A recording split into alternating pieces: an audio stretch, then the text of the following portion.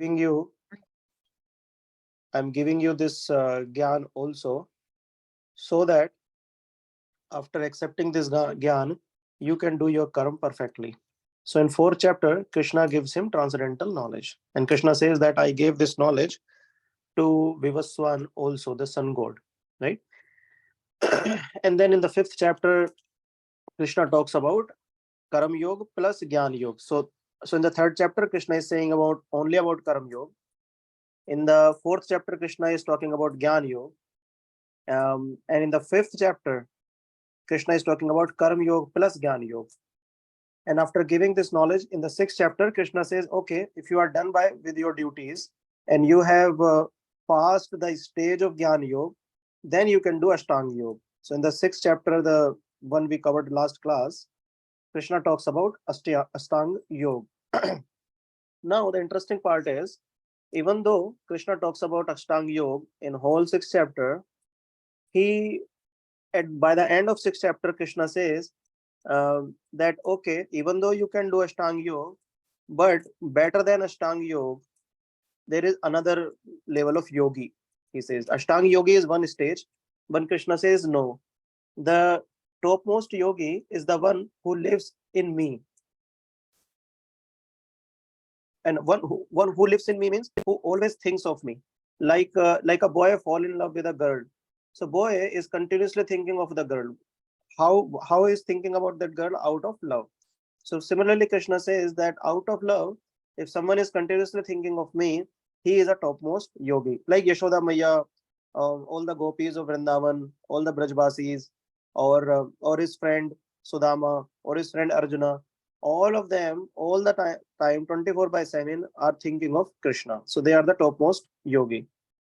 So this is an important part and very interesting one also, that even though Krishna is not declining that all the yogas are bogus, he's not saying that, but he's saying that if you want to become a topmost yogi, then be my devotee. But then how to be your devotee, how to become your devotee, that becomes very another subject matter, and that's what we will cover in our discussion today. So first six chapters of Bhagavad Gita are mainly focused on Karam Yoga, and first six chapters, and then next six chapters starting from today we'll discuss about Bhakti Yoga. So, and which is very dear to Krishna, and then last six chapters will talk about Gyan Yoga, so that we will also be taking them in our classes. So that was our revision so far we have discussed. Is there any question or concern on this, or any question or comment, anything that you would like to uh, discuss before we start the seventh chapter today? Yeah. Okay. So in this seventh chapter, I hope all of you can see my screen. This is the overview of this chapter. So we see that Krishna in the first six shlokas will discuss about the importance of hearing. He will say, okay, you should take this knowledge through hearing. Then next nine shlokas, next nine will talk about Krishna's energy. Now how Krishna is owning the spiritual world, material world, and all the jivas and everything. And then next six shlokas will cover about Krishna, like you accept him as a god or reject him, and who accept him and who reject Krishna as god. Both of them Krishna will cover. And then Krishna will talk about demigod worship also. So many people reach out to demigod for anything that they want. For example, some people worship Ganesha, some people worship Shiva, some people worship Brahma, some people worship Indra, Agni, Shani. So Krishna will talk about all those worshippers and the object of their worship. Everything Krishna will explain in these six shlokas. And then last five shlokas, Krishna will cover who can become my devotee and how we can be determined in our bhakti. That we'll discuss in the last five shlokas of this chapter. So this is the overall overview of this chapter. Now let's start with this. So this is the first shloka. We have very less student today, so we can probably you guys can read. Anandpur, would you like to read this shloka?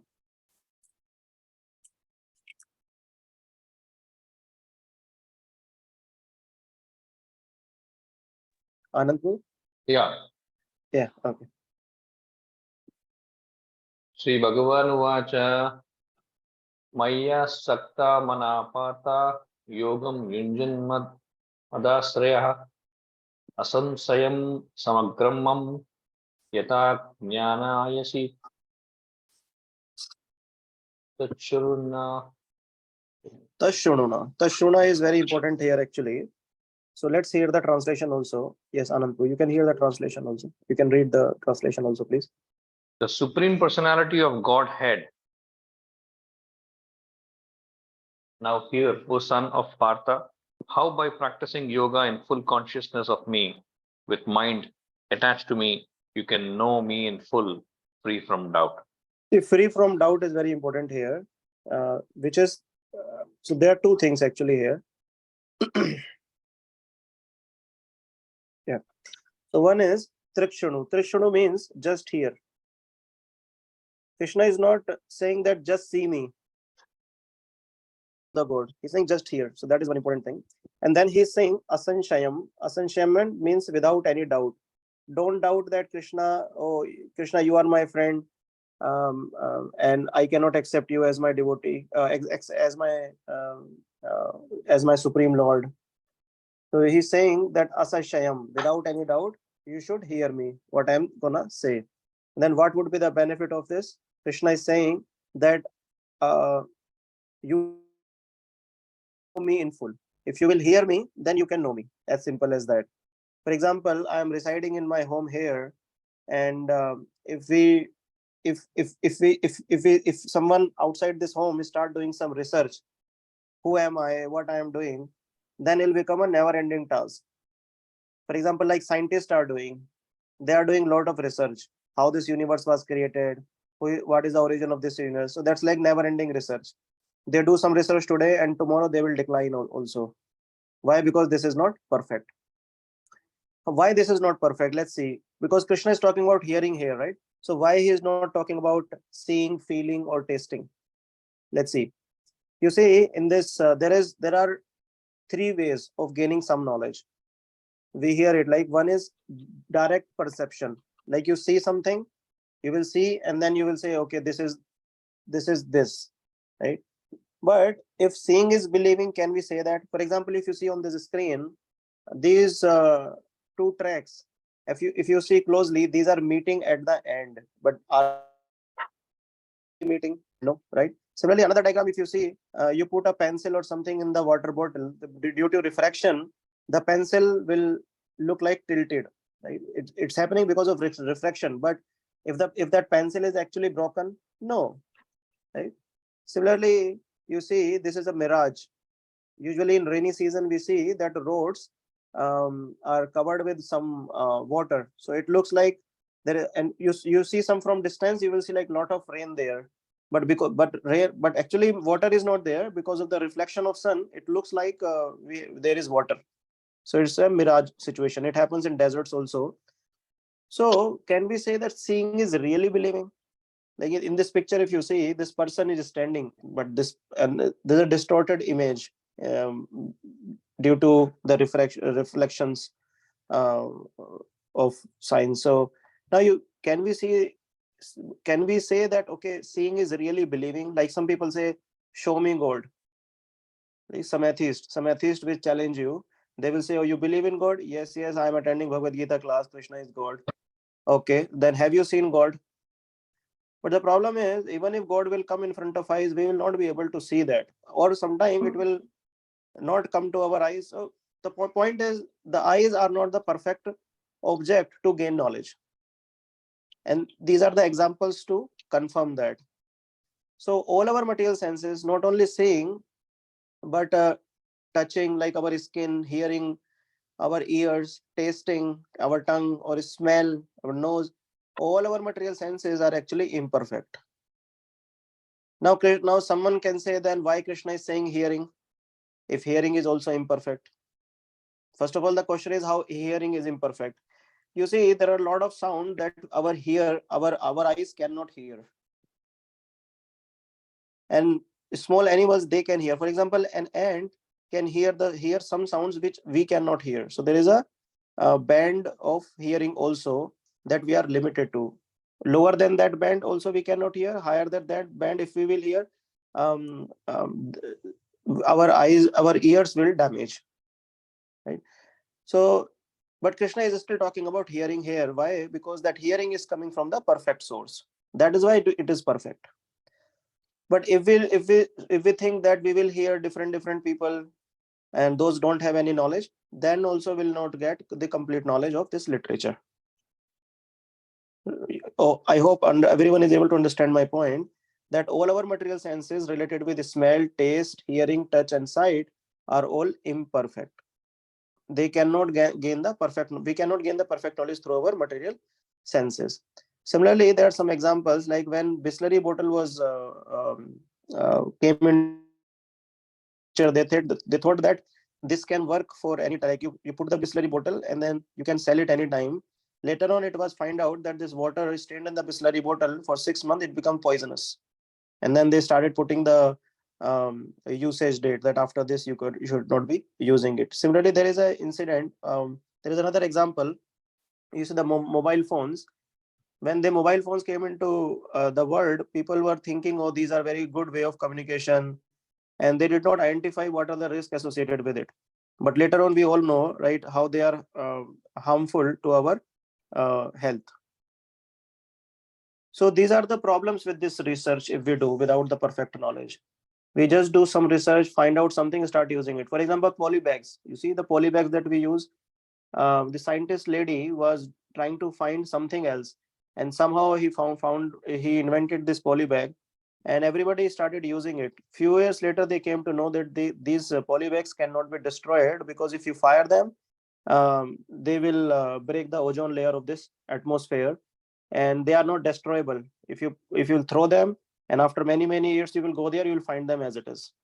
So it is a big problem to the environment today. These are the problems that we are discussing if we go by research way of finding the things.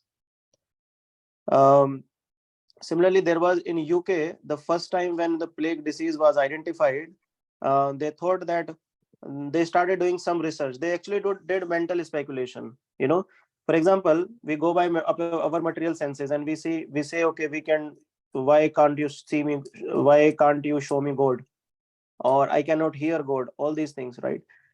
Similarly, there is a way of gaining knowledge by assuming things, by mental speculation. Oh, this is happening, this because of that.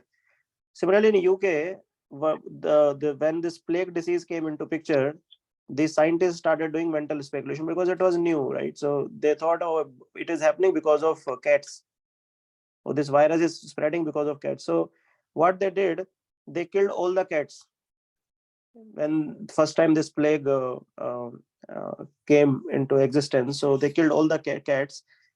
But later on, they realized that, oh, actually, rats are the real cause of this disease.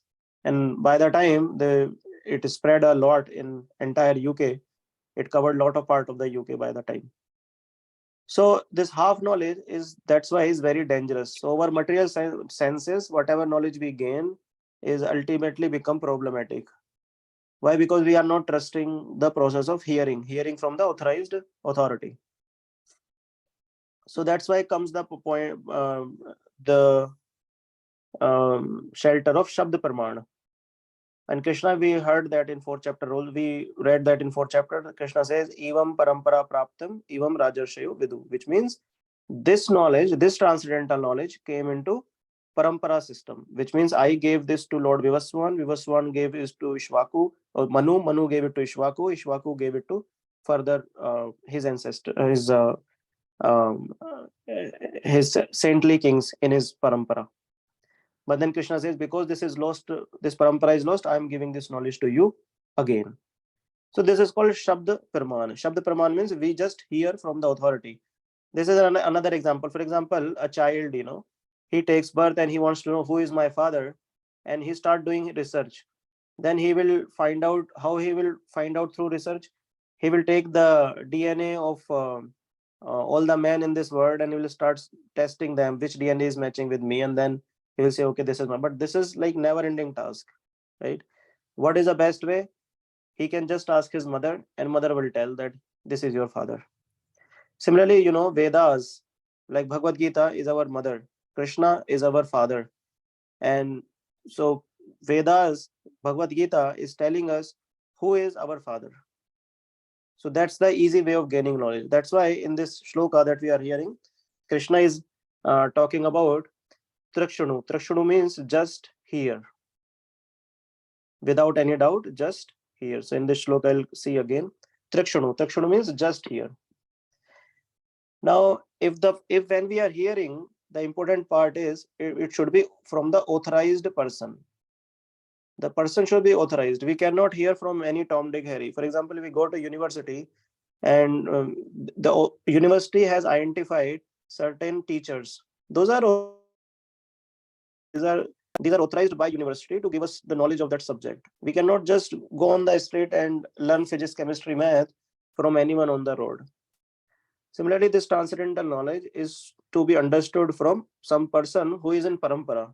For example, if I am explaining this to you, then you can ask me who you are authorized with. So I will tell you that I got this knowledge from my spiritual master, His Holiness Radha Govind Goswami Maharaj.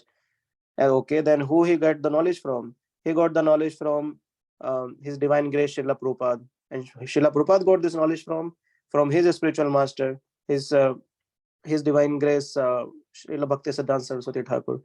And where this chain is ending to, it is ending to Lord Shri Krishna. So, and then Krishna says, okay, if you are getting this knowledge in parampara, Tirikshanu, then you should not have any asanshayam. You should not have any sanshay that, okay, there is any doubt. You should wholeheartedly listen it and follow it. Then what is the benefit? Then you can know me in full. Then you will come understand me. Otherwise, a lot of people say, okay, I also devotee of Krishna, but they don't know. They consider Krishna as any other god, like Indra, Shiva, or Brahma. That's why they don't know. Okay, now we go to the next shloka. Jnanam teham savignanamidam vakshamya sheshata yajgyatva nibhu anya jgyatvavyam avashishyate. Now, you see, in this shloka, Krishna says, 1 minute, just give me 1 minute. Yeah. Krishna says, I shall now declare unto you in full this knowledge, both phenomenal and numinous. This being known, nothing more further shall remain to you know. So, Krishna is talking about, you see, important things here. He's saying, Anyanya Gatavya Mav Shishyate. So, what Krishna is saying, nothing shall further remain to you to know. Which means I'm giving you this full knowledge. After this, you need not to know anything. When we read Bible, John 16:12, Jesus says, I have yet many things to say to you, but ye cannot bear them now. You see the point here. So in Bible, Jesus is saying that I have to give lot of things, but I cannot give you now. Why? Because you cannot bear them. So you see, there are level of scriptures. Some scriptures like Bible or Quran or Ayurveda or or or Jyotish, they are targeting to certain audience. In our material education also, you see, the PhD books are for those who have completed their masters. Engineering books are for those who have completed their 12th education. For them, there is no nursery book. Nursery book is for others. So there is, every education is for certain set of audience. And teacher also, similarly, nursery teacher is for different people, and similarly PhD teachers are for different. Now what Krishna is telling here, that as a supreme personality of Godhead, I am here for you, and after this you need not to know anything else, which means I'm giving you the supreme knowledge. While in other scriptures, the speaker of that scripture is not giving them full knowledge. Otherwise, he could have said there itself. Like in Bible, if someone is reading Bible is also one of our scripture where we are reading about God. But Bible is clearly saying that I am giving you this knowledge, but this is not full. If you consider it full, no, it's not full. But because you are not entitled, you are not eligible to gain that knowledge, means you don't have the capacity to digest that knowledge. I cannot give you that knowledge. You see the point? Similarly, all the scriptures, only Bhagavad Gita is the only scripture where Krishna is telling very openly that after this you need not to know anything, which means this knowledge is incomplete it itself. So this is the topmost knowledge that we are discussing today. And then Krishna is talking about Jnanam Savijnanam. What is Jnanam? What is Vijnanam? See, matter, spirit, soul, and source of both of them. That's simple thing. What is Jnanam? Which means like this material world, and in this material world, we are the living entities, right? This material world is a dead matter, and in this dead matter, we are living. We are the living beings, right? So these are the two things. And what is the source of these two things? That is Vijnanam. So Jnana, Vijnanam, both Krishna is telling, I'm going to tell you that what is the origin of both of them. And then in the translation, you see there is a phenomenal and numinous. What is phenomenal and numinous? Phenomenal comes from phenomena, which is related to matter, like we just discussed. So, what is phenomenal? Let's say rain. So how rain falls on earth, like it takes the water evaporates from oceans, becomes cloud, and then rain comes. That is phenomenal. But who is making all this phenomena to happen? That is numinous. So these are two words. So Krishna is going to explain the phenomena and the person behind it, the numinous. That's why these two words have been explained here. Okay. Now 7.3. Now what is this knowledge very easily available? Krishna is saying. Then Krishna says, no. Manushyanam sahasreshu kaschid yatati siddhaye yatata mapipi siddhanam kaschin nam veti tatvatah. Tatvatah means um, you will know this as it is. For example, a lot of people understand Krishna that okay, Krishna is worshipable, but they don't worship Krishna as the only worshipable Lord. They worship Krishna as one of the objects of worship. They don't know Krishna as the supreme person. They think, oh, Krishna is also any other demigod. No, but Krishna says, no, I'm giving you this knowledge. After this, you will come to know that I am the source of everything and I am the only worshipable object. That's why this word Tattvata has been put here. The translation says, out of many thousands among men, one may endeavor for perfection. One may endeavor for perfection. And of those who have achieved perfection, hardly one knows me. You see, in this world, all of us are trying for perfection. You see, all the talent shows, they are also showing perfection. A magician is showing perfection. You know, right? British Got Talent, India's Got Talent, and all. So many people come to show their talent, to show that they are perfect, like in their art. As a magician, as a dancer, they come and show their perfection. Like in, you see all the awards in company, media, or any other area, there are a lot of people are all showing their perfection. So we actually, all of us are actually striving for perfection. But the point is, but problem is that we are actually applying our propensity to be perfect in the wrong direction. We are, for example, I'm going to gym every day. Let's say every day, morning, night, everything. What I'm trying to be perfect about, I'm trying to make my body perfect. So I look perfect. I'm trying to get perfection in my body. But would I not die? Or is there anyone who is living in this world eternally? So what I'm actually trying to be perfect for something which I know will deteriorate with time and will eventually I be lost. So we are all of us are trying to be perfect. But the problem is we are applying our propensity to be perfect in the temporary instead of in the permanent, which is Lord Krishna or our soul. So but Krishna is saying now here that you will achieve perfection. Achieved perfection means that the temporary thing remains as it is, but as a as a part and parcel of me, you will also become perfect, means you will also come to me back home, back to Godhead after gaining this knowledge. But is it so easy? Krishna is saying no. Out of many thousands among men, he says, first of all, realizing the point that I am using my energy in a wrong direction, that realization is also very difficult. Because after hearing so many things also, people keep applying their energy to be perfect in temporary things like body, or some relations. I want my relation to be perfect. So all of us will praise, oh, how perfect as a friend he is, as a husband he is, as a wife he is, she is. So many people in this world are trying to be perfect in so many temporary things.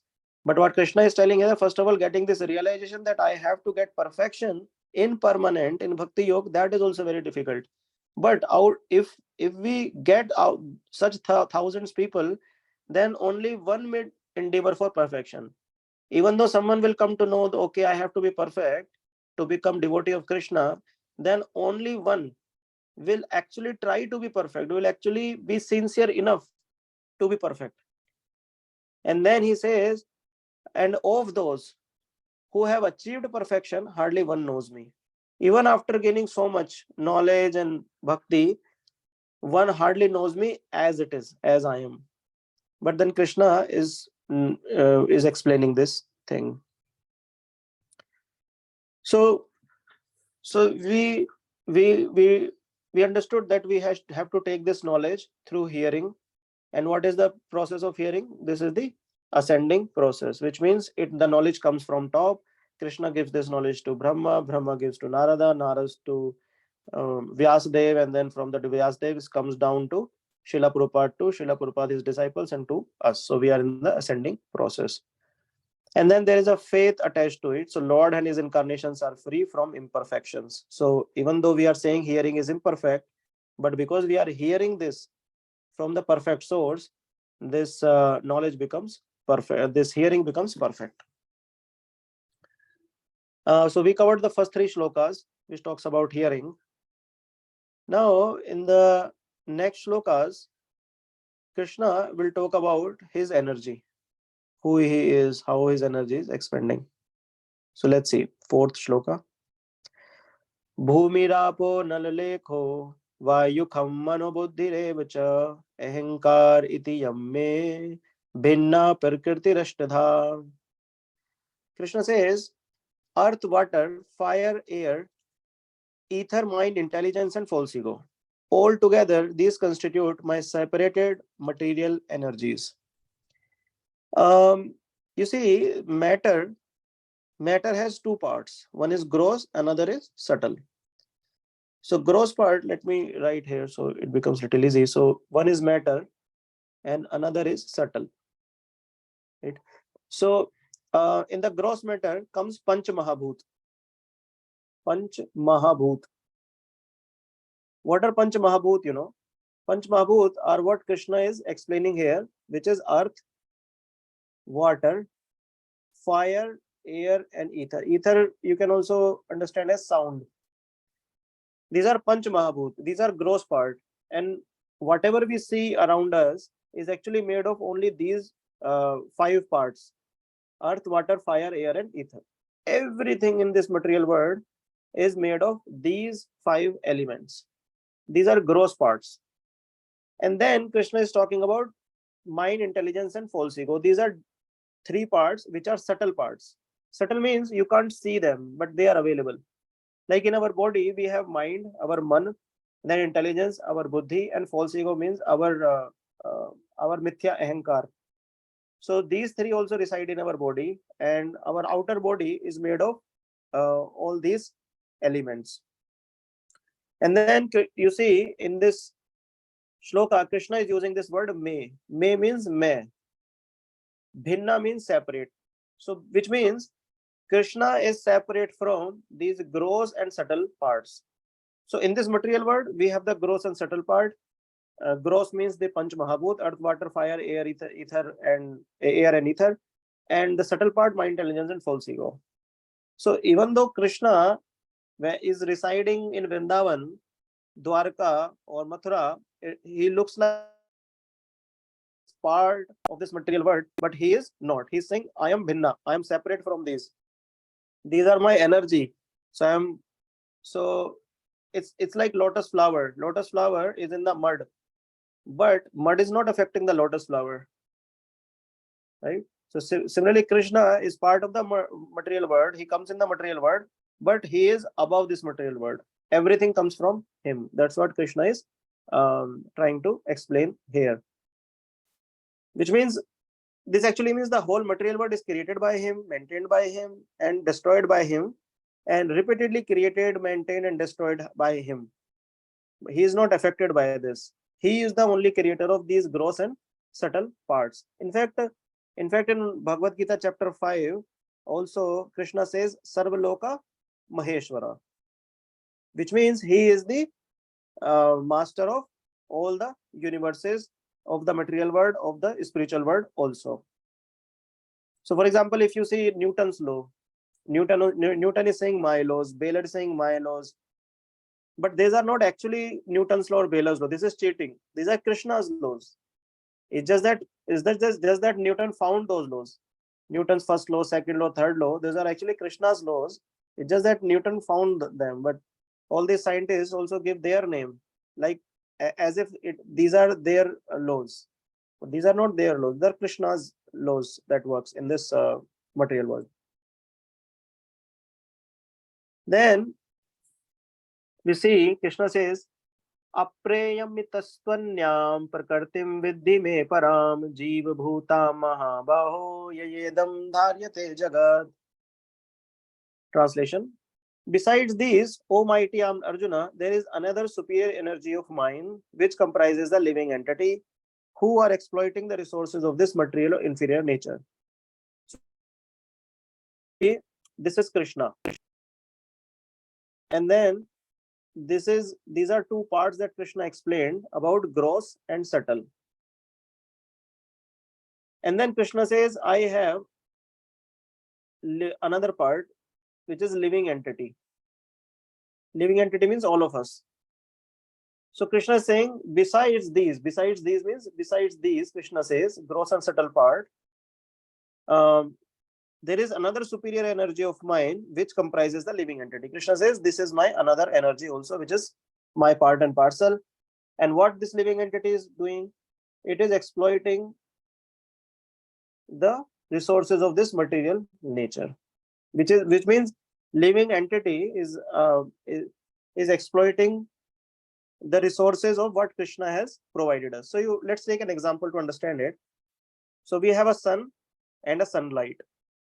So sun and sunlight are like Radha and Krishna. Sun is Krishna and light is Radha. So light is never separated from sun.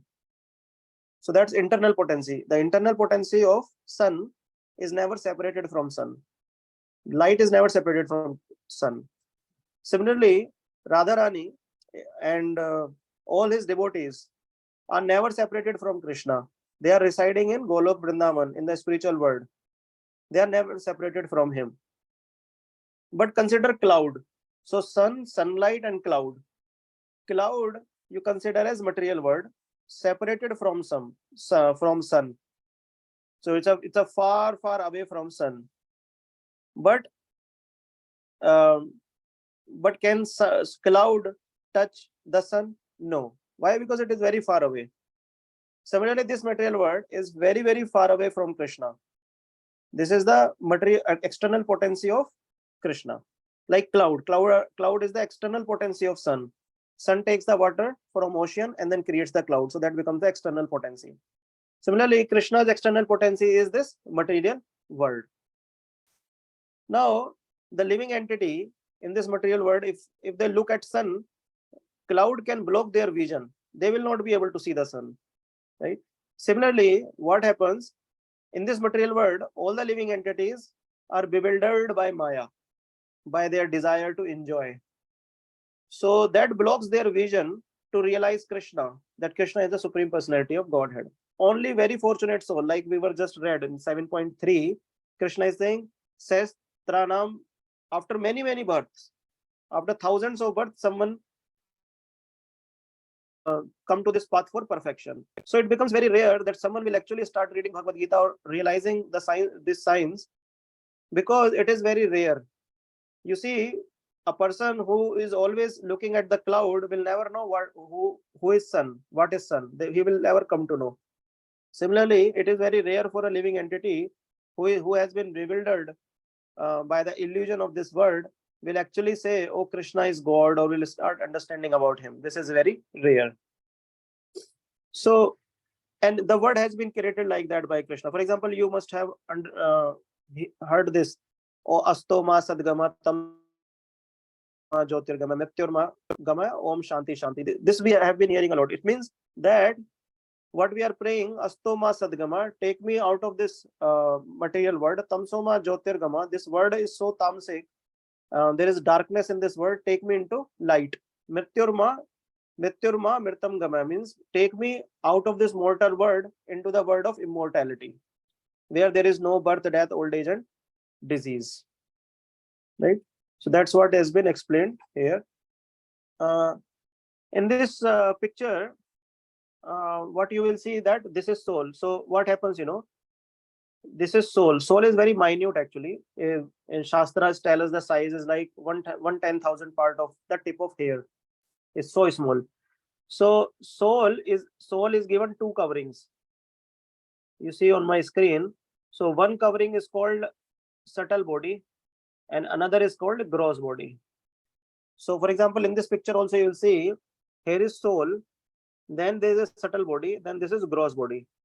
So what is subtle body? Subtle body means mind, intelligence, and false ego, and gross body is made of water, fire, air, ether, and water, fire, air, water. Sorry, earth, water, air, fire, and ether. So this gross body is destroyed at the time of death. So gross body is destroyed. It is burned to ashes. And then subtle body travels with the soul. So after death, subtle body and soul goes to another gross body. This is the way it works. So in our whole body also you will see that we have a gross body which is made of earth, water, air, fire, and ether, and the subtle body, mind, intelligence, false ego, and the soul. So Krishna is saying, this is my separated energy. The living entity is my separated energy. And then Krishna is talking about these two, gross and subtle. Krishna is saying, this is my another energy. So two different energy Krishna is talking about here. Now in the sixth shloka,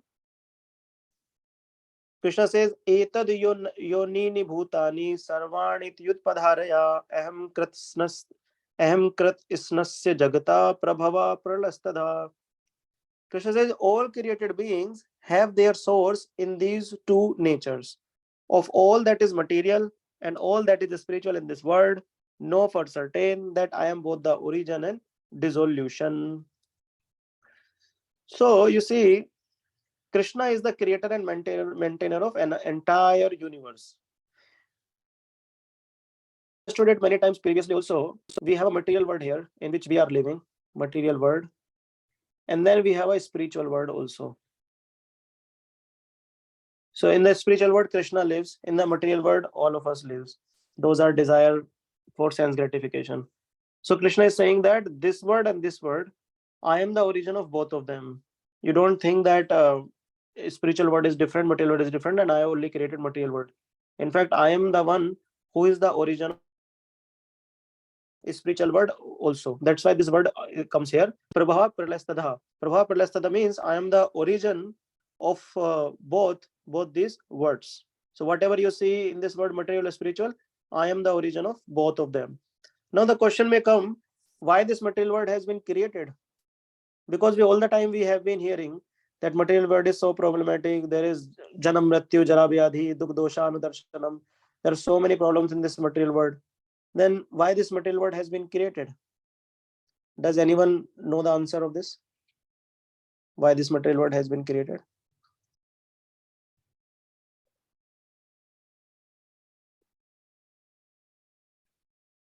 Is it because to show the differentiation between the spiritual world and the material world? No, but at the first place, why we create the material world? So these are two words are different. But why the so Krishna has always been living in the spiritual world, but then he created the material world also. Why? That is the question, no? So as an eternal part and parcel of Krishna, we were always there with Krishna in the spiritual world. But then somehow or other, Jiva, material world is created and Jiva is fallen into this material world. Why so? That is the question. Maybe because we are the fallen souls, Prabhu. We are Fallen souls. We are not the we are pure fallen soul souls. because we are fallen in the material world. Correct. So there is a bucket. In the bucket, you are putting lot of clothes to wash. So the clothes are fallen in the bucket. But the question is why this bucket has been created.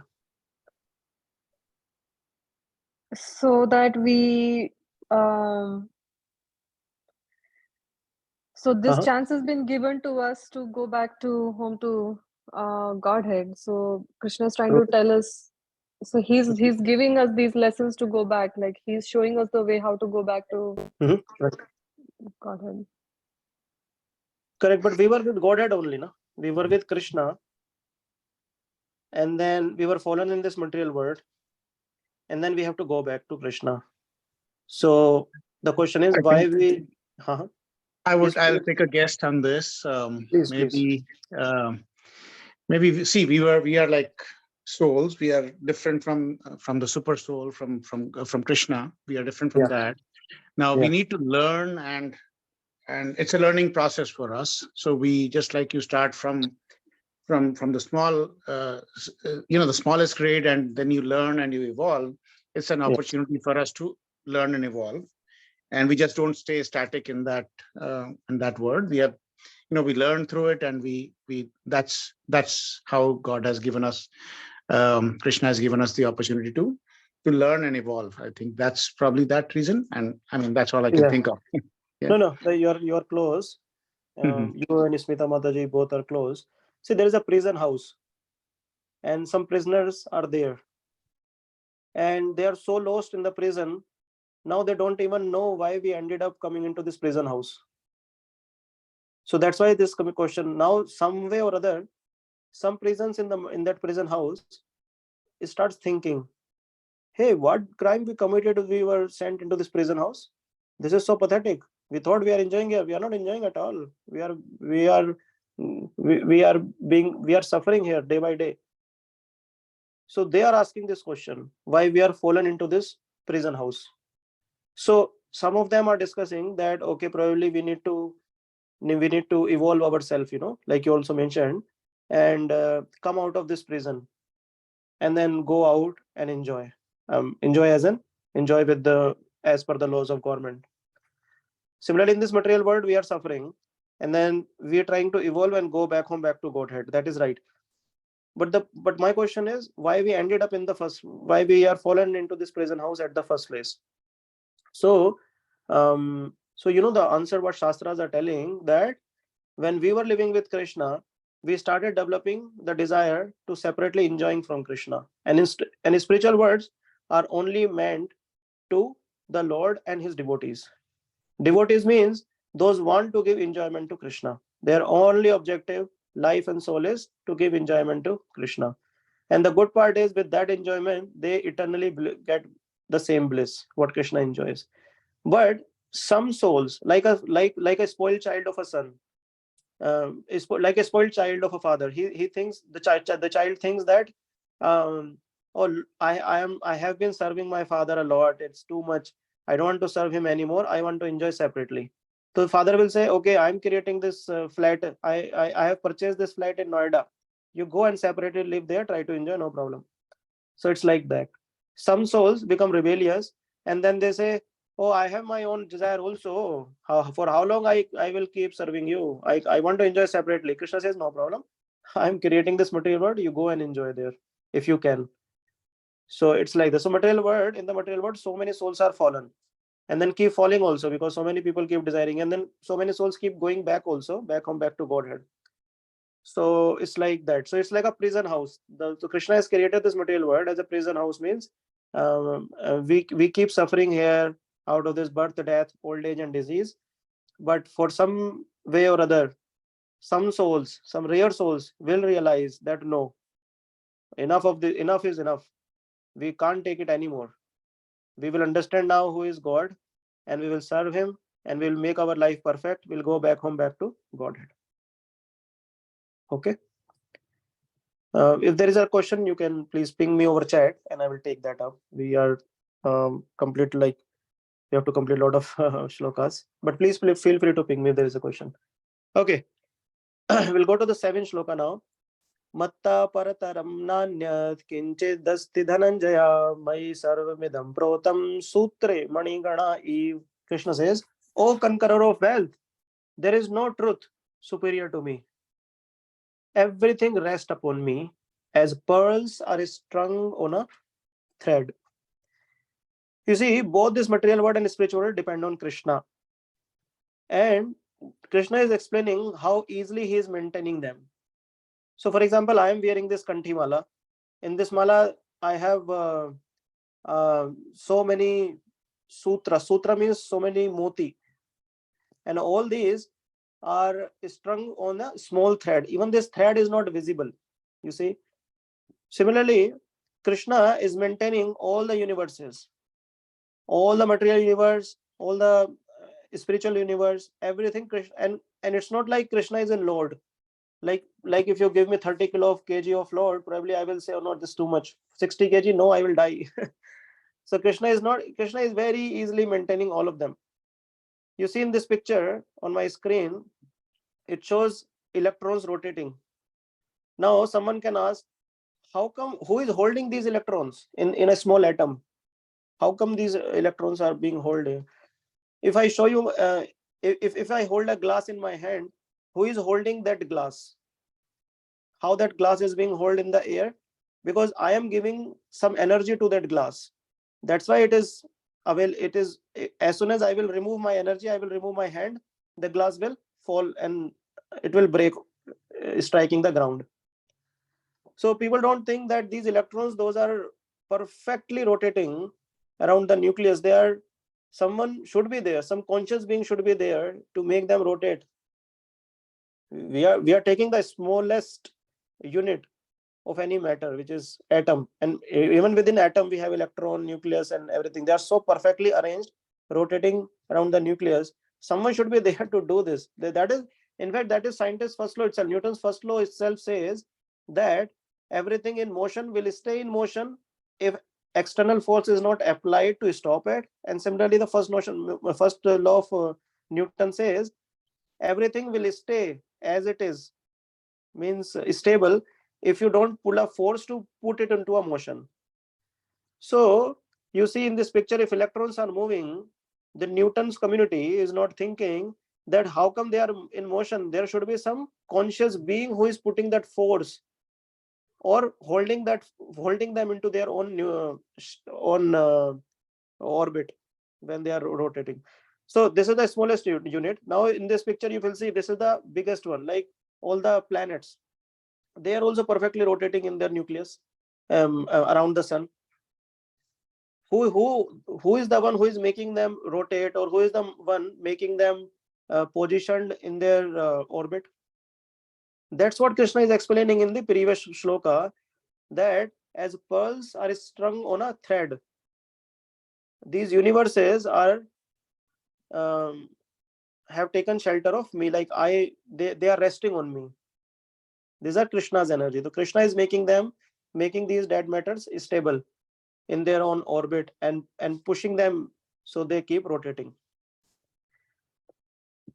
So this is one presentation I will quickly cover because we have so many shlokas also. So this is about material creation actually. So the part 1 of it is called Sarga, second is called Visarga. I have taken it from the presentation of His Grace Radhesham Prabhu. So I thought I will share this with you. So that there are two parts. One is Sarga, another is called Visarga. So even though Sarga means Krishna is the primary creator of matter and elements, and Visarga means secondary creation by Lord Brahma. So I give you an example. For example, you bring together some labor, for example, and the labor has to build your house. Then you will say, oh, this is all the material, and you build this house. So you are the primary person who is providing all the resources and everything to the labor, and then labor builds your house. So Krishna is the primary creation for matter and elements. So Krishna says, okay, this is the matter, these are all the elements, and he gives to Brahmaji, and then he says, Brahmaji, now you create the universe. So every universe has one Brahma. There are so many universes, millions and millions of universes are there. Every universe has one Brahma. Krishna provides resources to all these Brahmas and say, okay, now you go ahead and create the universes. But Krishna is not part of the affected by creation, destruction, and maintenance. In fact, he is the one who is maintaining, creating, and destroying all these universes. So let's understand the Sarga part of it. Sarga. So in this diagram, you see that's one shloka, Matta Sarva Pravartate. Krishna says, so Krishna, as a supreme personality of Godhead, he expands himself as Mahavishnu. Mahavishnu lying under the ocean, he and then from when Mahavishnu exhale and inhale, so millions and millions of universes comes out of his exhale. When he will inhale, then that pralaya will come. All the universes go inside and rest inside the inside Mahavishnu. So you see a lot of universes in this picture, like this one, from the pores, every pore, lot of universes keep coming out of Mahavishnu. And in these universes, you see Mahavishnu is lying like a bubble is coming out, a universe are coming out of Mahavishnu. You see so many universes are coming out. And in every universe, for example, in this picture, you will see here, Garbhodakshai Vishnu is lying. So Mahavishnu, when he will exhale, one universe will come out. And then in that universe, one Garbhodakshai Vishnu will reside with Lakshmi ji serving his lotus feet. And that Vishnu will take care of that universe. So it's a gigantic ocean. Actually, it's very difficult to even imagine about it. What to talk about, analyze and research. So you see in this picture, it is every picture, every bubble, every bubble is like a one universe. Every universe, Mahavishnu also goes as Garbhodakshai Vishnu. This is so gigantic. That is Krishna. So Krishna, so here you see in this picture, Krishna, Mahavishnu, source of all universes. He reside here as Mahavishnu. Then he goes as here in every universe as Garbhodakshai Vishnu, and he goes in every living entity also as super soul called Karanodakshai Vishnu. These are three Vishnu. So that's how Krishna expands himself as Mahavishnu, like the supreme father of all the universes. And then Garbhodakshai Vishnu, he goes into every universe also. And then he also goes into every atom, every living entity also as super soul called Karanodakshai Vishnu. So this is Krishna's energy, material and spiritual world. This is Prabhupada quote from one lecture. Prabhupada says, in the spiritual world, there is no creation and no destruction. In the material world, there is creation and destruction. So this is Krishna's energy. We just understood that millions of universes emerge from Mahavishnu, who is only a portion of Lord Shri Krishna. Krishna has innumerable strength and energy. Now, in this picture, you see, this is Garbhodakshai Vishnu lying under the ocean. So they are trying to explain one universe here. You see, this is Bhulok, where we reside. We reside in Bhulok. Down this Bhulok, we have 6 hellish planets: is Atal, Sutal, Mahatal, Talatal, Rasatal, or Patal. These are not exactly hellish planets, but this is not in a very detailed way. But from Bhagavatam, we have understood. Here also we have the different living entities that live: Atal, Satal, Mahatal, Talatal, Rasatal, and Patal.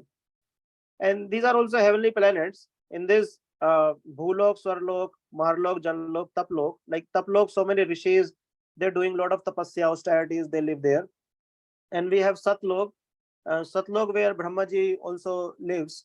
So like that, this is the planetary system that Krishna has.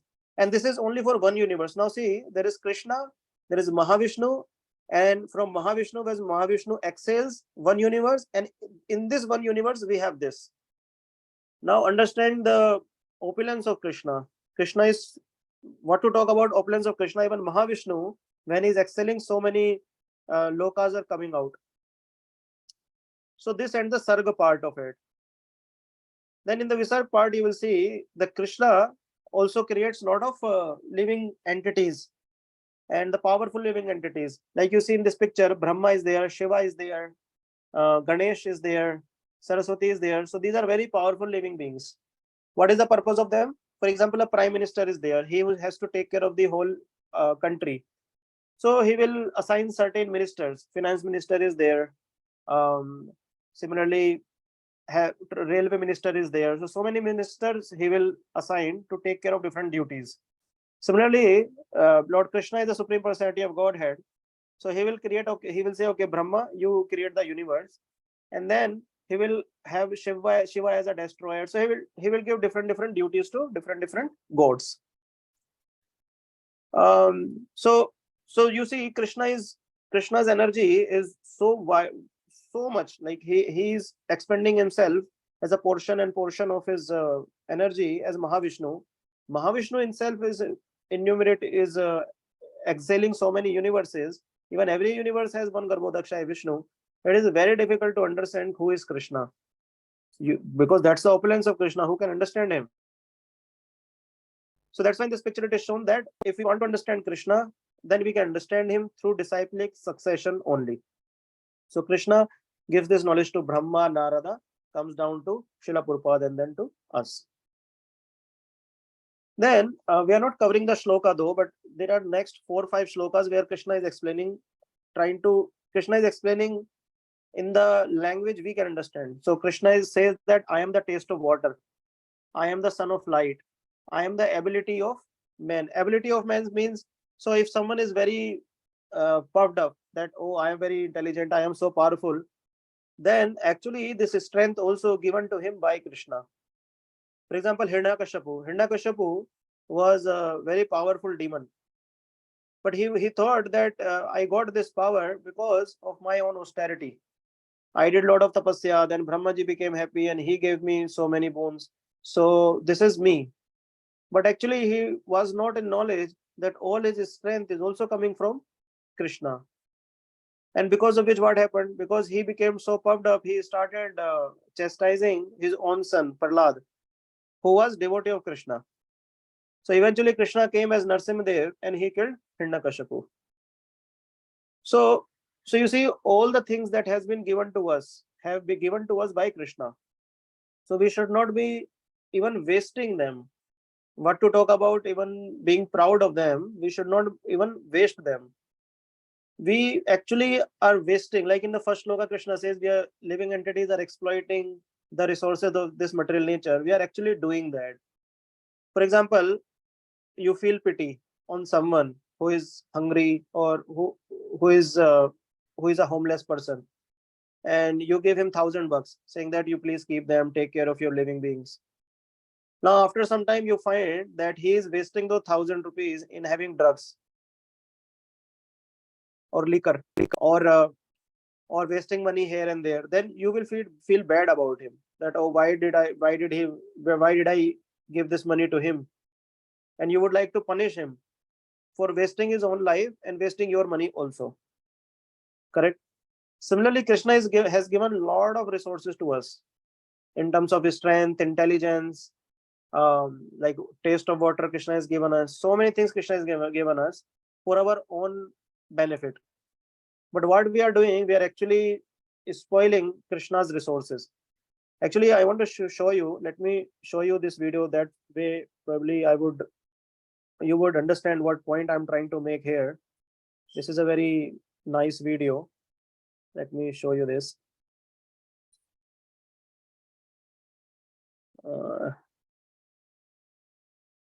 One minute. Let me share my sound also. I just shared the screen. It's a very powerful video actually.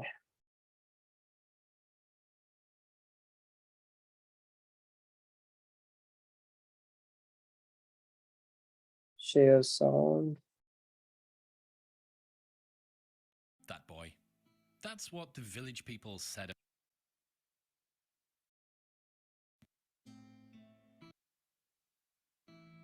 Can you confirm if you're able to hear me? Yes, Prabhuji. Yes. The video is audible? Yes. He'll do great things, that boy. That's what the village people said about him. Strong, coordinated, talented, smart, and charming, the young man felt as though he could become anything he wanted. He stood tall with his shoulders back, and his blue eyes spoke of a steady self-confidence held deep within him. His body was strong, built tough through hours of intensive sword training. After endless hours of sword practice, he began to stroll through the village, back to his home. A number of girls waved to him as he walked by, and he politely waved back. Upon arriving home, he began sharpening his swords, ready for training the next day. Suddenly, a spirit appeared behind him, calling his name. The young man spun around, ready to attack, only to find an incredibly plain-looking spirit floating harmlessly in the center of his room. Neither male nor female, the spirit held an entirely blank expression, neither happy nor sad, as though there was no emotion inside of it whatsoever.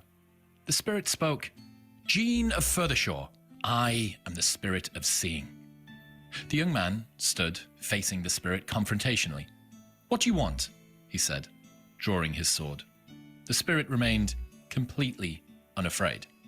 "Only to show you my powers. I can show you anything you can possibly imagine, for I am the spirit of seeing," the spirit replied plainly. The young man observed the spirit carefully. It continued to float passively in the air and seemed to pose no threat. "You can show me anything, huh? Show me the stables of Furthershore," the young man said curiously. The spirit blew a puff of smoke, and inside the smoke, the stables could be seen clearly. The image of the stables hung in the air for several minutes before disappearing. The young man smiled. "How interesting," he thought to himself. Another idea immediately came to his mind.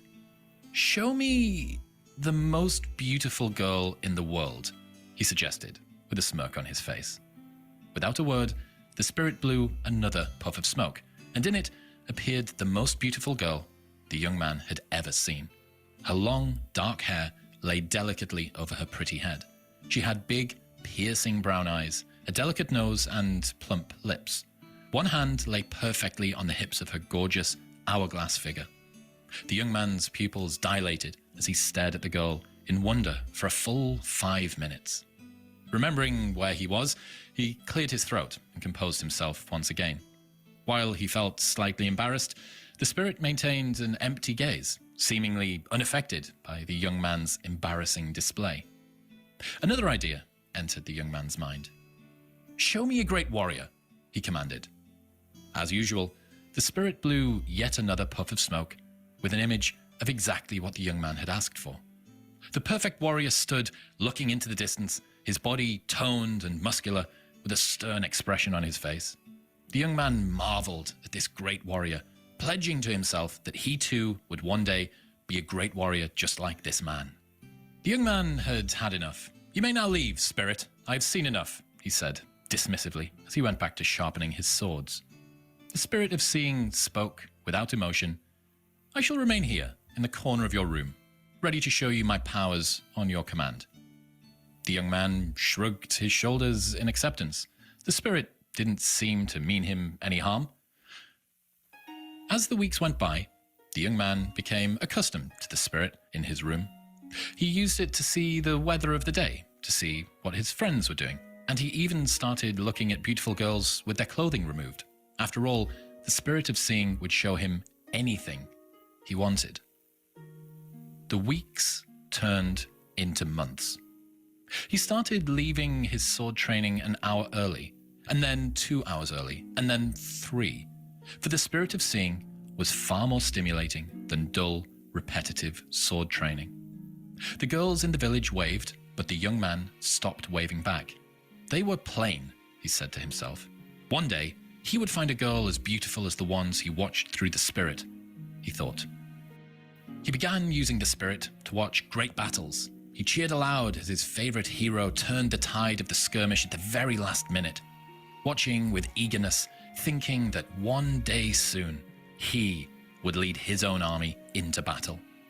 He thought of these battles while he practiced his sword work. He even began reciting lines he had heard his favorite hero speak as he swung. and he would leave training after just a few hours to rush home and watch a great battle. Not before seeing more beautiful naked girls, of course. A year passed, and the girls in the village had stopped waving. Some had wedded a husband. Most could be heard screaming the name of another boy in the village from the archery range each evening. Apparently, he was skilled with a bow. The young man cursed and muttered under his breath, something about real warriors not attacking from afar. He now trained only for a few short hours, and some days he would skip training altogether. He would walk at a quick pace through the village to get home, uninterested in exchanging pleasantries with the village folk. He had begun using the spirit to watch a number of beautiful naked women perform sexual acts on one another. It seemed now that a single naked woman was no longer interesting. His admiration for his favorite hero had turned into jealousy. He would watch the hero defeat enemy after enemy, the gap between himself and the hero seeming to loom ever larger. He could no longer run much of a distance. His shield felt heavy. His sword skills no longer matched other warriors of his own age. Several more years passed. The young man had given up on becoming a hero.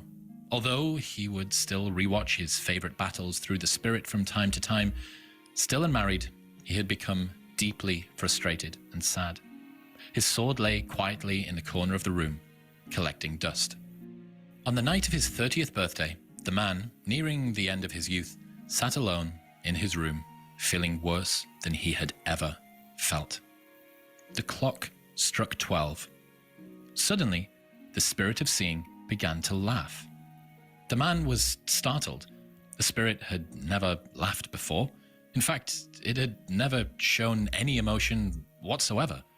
He looked up at the spirit, who caught his gaze.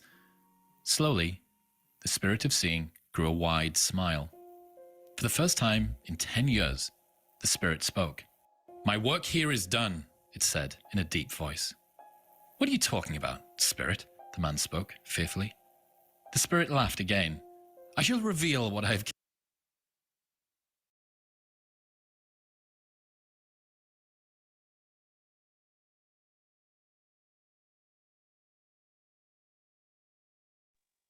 Yes.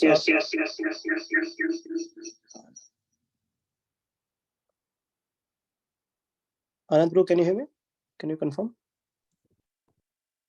Yes, yeah, Yes, good. Prabhuji. How was the video? Does that make sense? What the video was about? It didn't end though. The video tells about the YouTube which slowly gradually becomes active from that.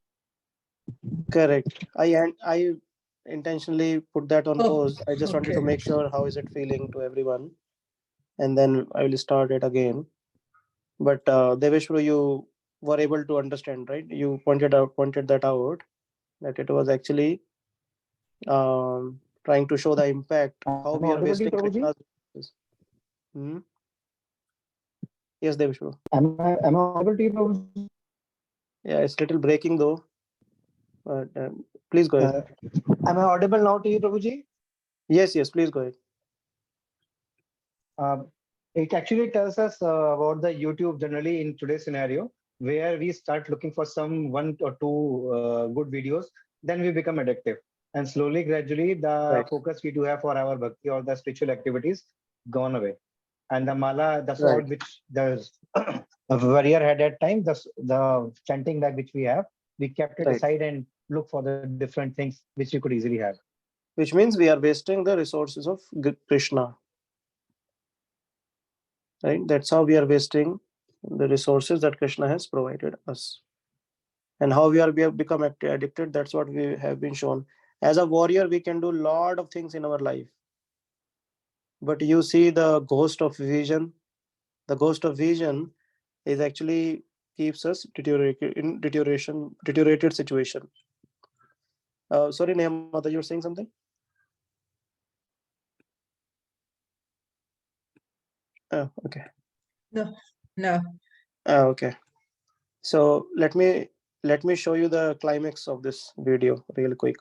So what it is showing, that the ghost, the vision of ghost comes back again, and he says, my job is done. Now what was his job? Let's see.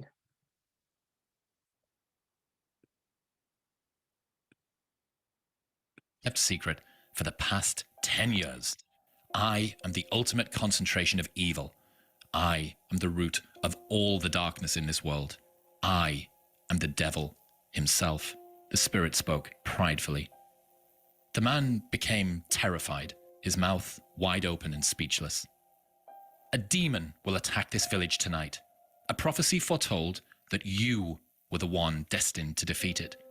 But it is I that has defeated you. And now the souls of this village are mine, the spirit spoke with a tone of utter glee. Why wait 10 long years? The man asked in a shaky voice. Why not fight me face to face the first time we met? The spirit let out another laugh. If I had fought you face to face, you would have conquered me, but I am cunning, and that slow drip of poison given to you through the means of endless fantasy has rendered you too weak to fight. And now, this village is mine. The man could do nothing other than slowly sit down. A deep, dark pain settled inside his stomach, one that he knew would never go away. Only the devil himself could inflict the deep, tormenting, inner anguish he felt pulsing through his mind. The torture in his mind was too much to bear. He needed something to quell the pain. Can I see those beautiful girls just one more time? A wide grin grew across the devil's face. Always.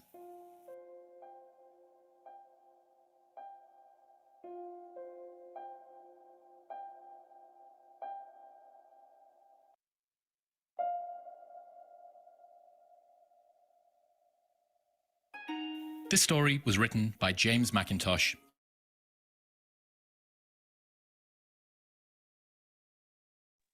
Okay, let's get back to our discussion again.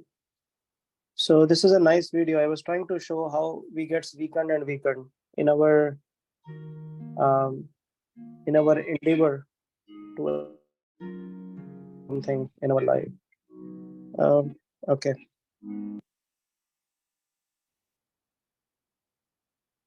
Okay, so in chapter 7 we covered these two.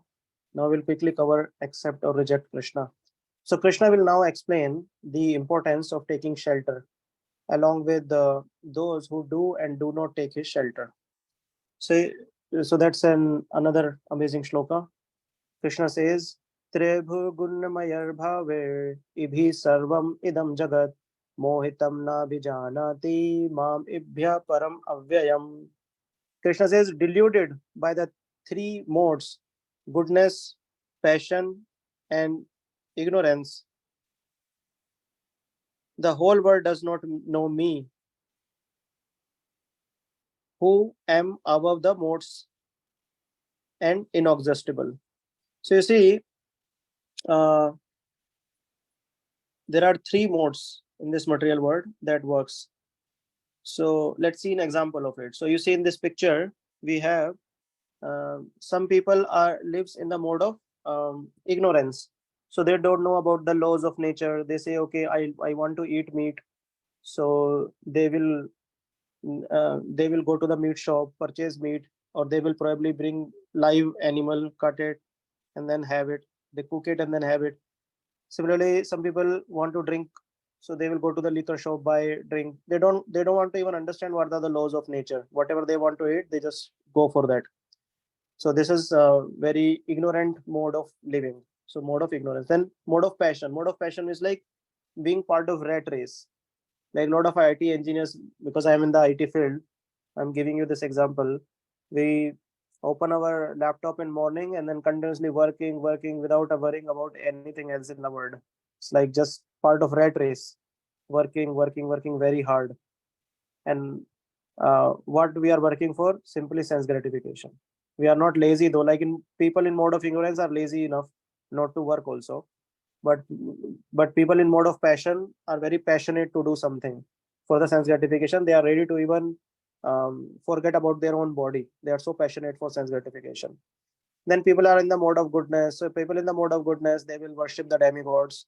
They also are running after sense gratification, but they try to get that from demigods. Or they will do good to others, like uh, like feeding to hungry people, or building home for homeless, food and all. They will be in mode of goodness. So these three modes, as you see in this diagram, these three ladies are actually responsible for bewildering the living entity. As you pictured in see in this picture down below, they are bewildering the living entity. So all of us in the material world are actually working under these three modes. Why? Because as a we are the puppet. We are the puppet in the hands of these three modes. So Krishna says, because one has become puppet in the hands of these ladies, Satguna, Rajogun, Tamogun, goodness, passion and ignorance, they don't have any knowledge about Krishna, who Krishna is. Why? Because they are affected by these three modes.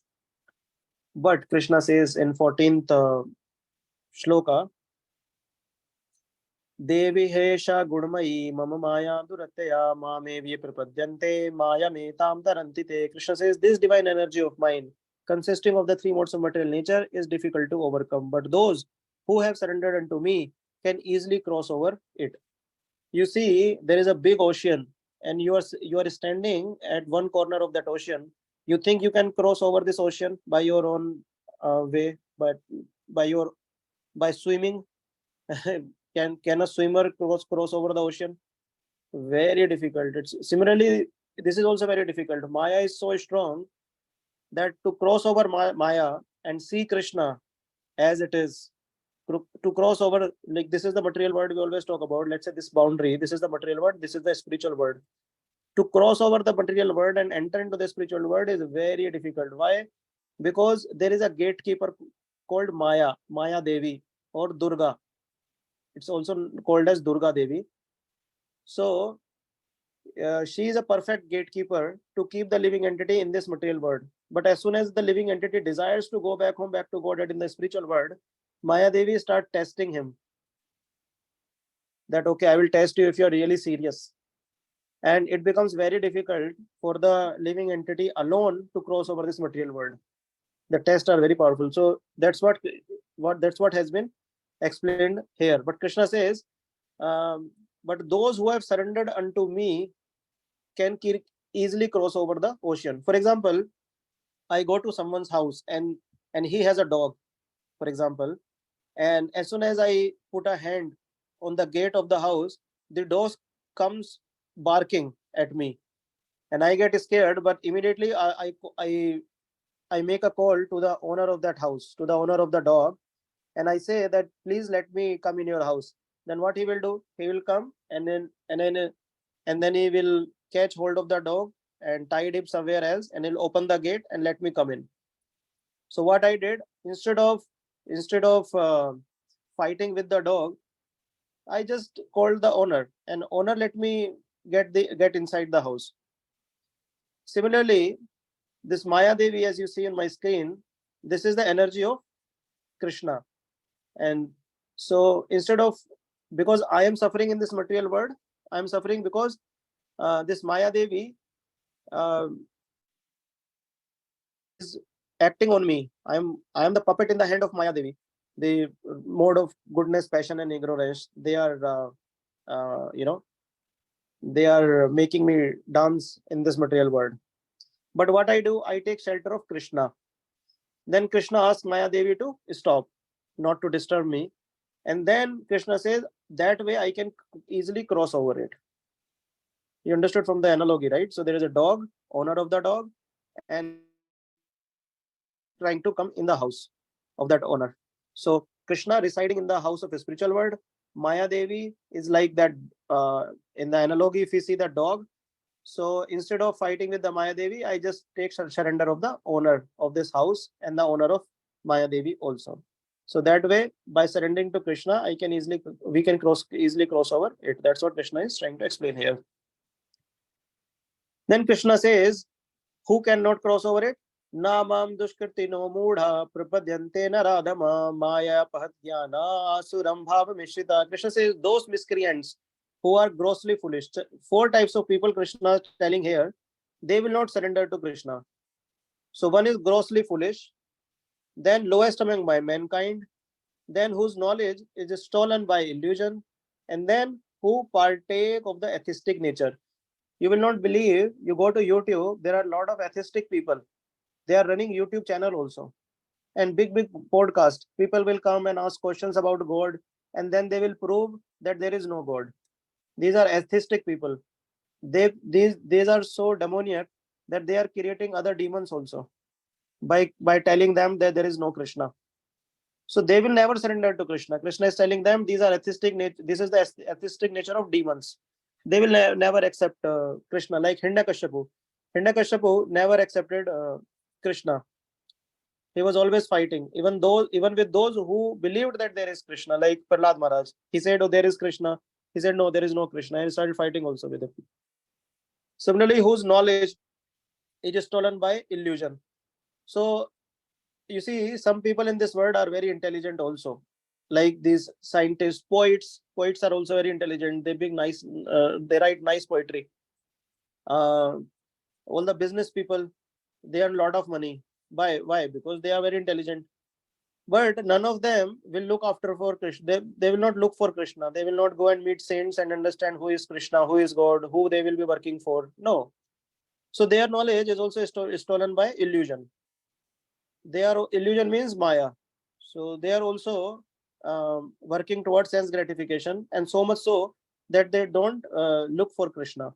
So Krishna says, I am covered for them, like cloud in between. So because of this cloud, they cannot see that there is Krishna. There is a sun beyond this cloud also. There is Krishna. But who can accept Krishna? Krishna is going to tell us that four kind of people will come to me. Chaturvida bhajante mam jana sukirtino arjuna artho jigyasurarthi jnani cha bharat shama. So you see, these four types of people will come to Krishna. Who?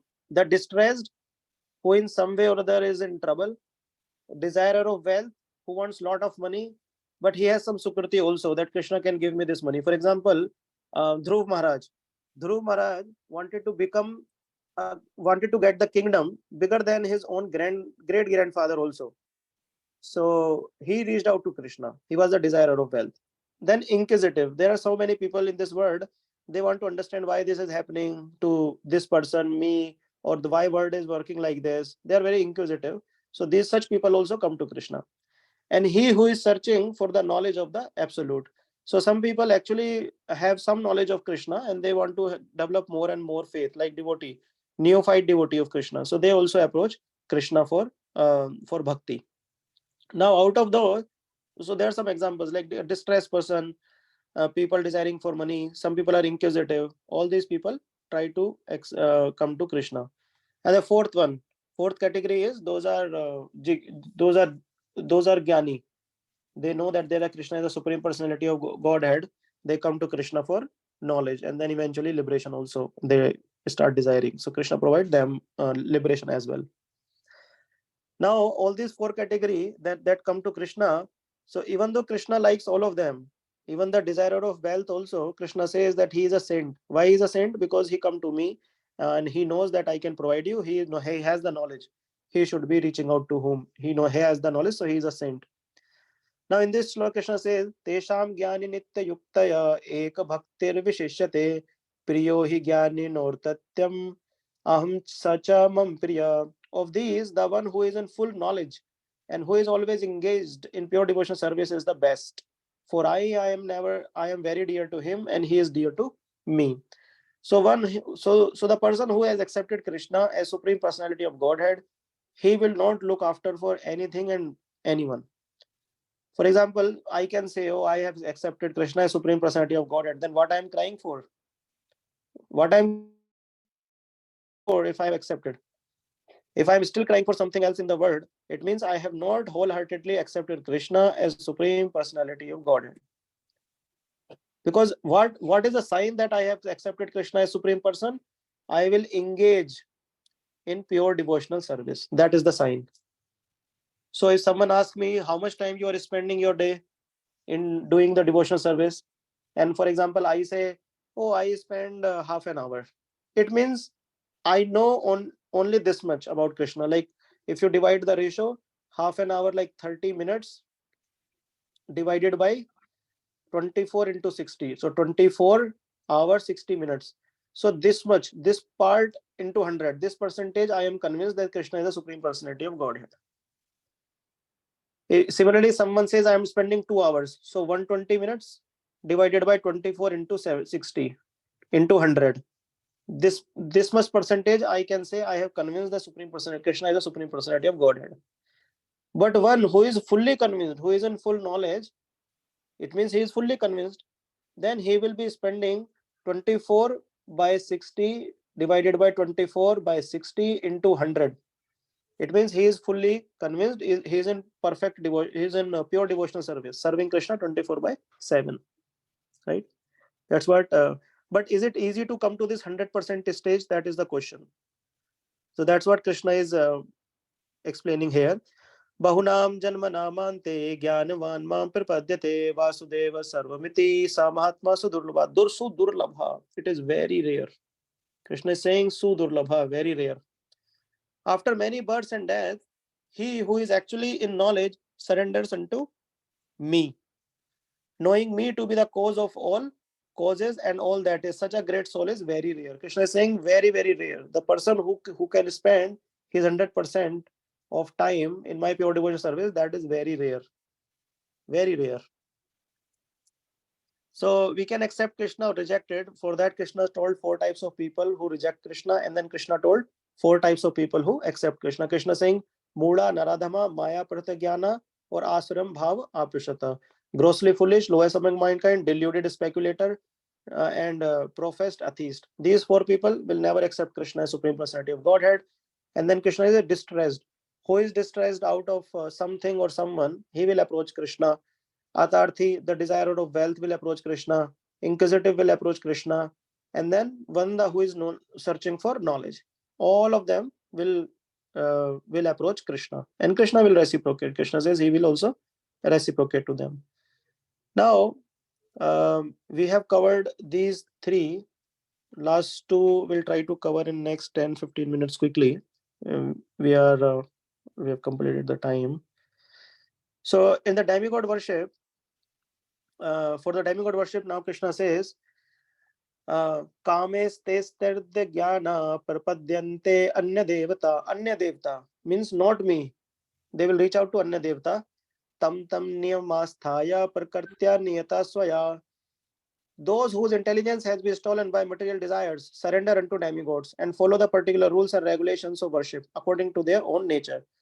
Now, Krishna doesn't give anyone anything which is not benefit to him, or if someone is immature enough to get something. For example, if a child comes to us and asks for a knife, then we'll not give to him this knife. Why? Because he may hurt himself. Correct? But if a mature person comes to us, says that, oh, can you give me this knife? I have to cut these apples. We will immediately give him this knife. The objective same, the giver is same, but depending on the maturity of the person who wants to have that object, we will reciprocate. So, right? Similarly, Krishna, so many people will reach out to him for so many things. So first of all, as soon as a person even pays obeisances to Krishna and Krishna says, Krishna, namaste, immediately Krishna accepts him as his devotee. There is no doubt about it. But as a loving father, Krishna says that, okay, he might not be having the intelligence because he is asking something which will hurt him. So Krishna will not give him. But as soon as the other person will become mature enough, Krishna will give him also. Like Dhruv Maharaj approaches Krishna. He says, I want to become the king of this mini universe. Then Krishna did not give him until he became, by his own austerity, tapasya, he became mature enough. Until that, Krishna did not give him that thing. So, but because Krishna will not give easily, what people will do? People will reach out to demigods. Here Krishna says demigods. So like a small child come to you, you will not give him the knife. But that child will reach out to another child, for example. that child also doesn't have is also in ignorance. He also does not have intelligence. Then he will pick up the knife somehow and will give this to this child, harmful to both of them. Similarly, demigods, if someone will reach out to them for sense gratification, they will give him the object of sense gratification, but they also don't know how beneficial or harmful it is for the person reaching out to them. So here we see Krishna says, यो यो याम याम तनु भक्ता श्रद्धयार्चेतुम इच्छति तस्य तस्याचलं श्रद्धाम Tame विविधायम. I am in everyone's heart as a super soul. As soon as one desires to worship some demigod, I make his faith study so he can devote himself to that particular deity. So let's say we have a boil on a boil. Let's say I have a boil on my leg, and someone is fanning that boil. So it will give me some relief, but that's not the permanent solution, right? So fanning that boil will not help me. It will just give me some relax. But if I go to a doctor, it will cut and take the pus out of that boil and permanently cure it. So it's like, so reaching out to demigods is like getting our boil fanned. Demigods will fan the boil. If you have material desire, they will give. It's like fanning the boil. And but reaching out to Krishna is like permanent solution. Go back home, back to Godhead. But Krishna says, even when demigods is giving you something, that only that also provided by me. I give that to demigod, and demigod provide that to the person who is reaching out to the demigod. So actually, Krishna doesn't interfere in anyone's will. That is the reason he says, okay, you have faith in this person or this thing, no problem. I'm keep your faith steady, and I will give you what you want. But actually, it comes from Krishna only. That's what Krishna is trying to explain here. We'll go through the next shloka. Sataya shraddhaya yuktasya tasyardhanmihate labte cha tate kaman mayeva vihitan himtan. Endowed with such a faith, he endeavors to worship a particular demigod. Like some people say, no, Ganesha is our favorite demigod. So that faith is actually given by to them from Krishna. That faith is also coming from Krishna. That okay, no problem. You want to worship Ganesha? No problem. Ganesha is the supreme personality. No problem. You worship him. So they worship Ganesha, and whatever they get from Ganesha, that also actually provided by Krishna to them. So he is saying this, but in actuality, these benefits are bestowed by me alone. Then regarding demigod worship, Krishna says, Antavattu phalam tesham tadbhavati yalpamedasam tevan devyajo yanti madbhakta yanti mapati.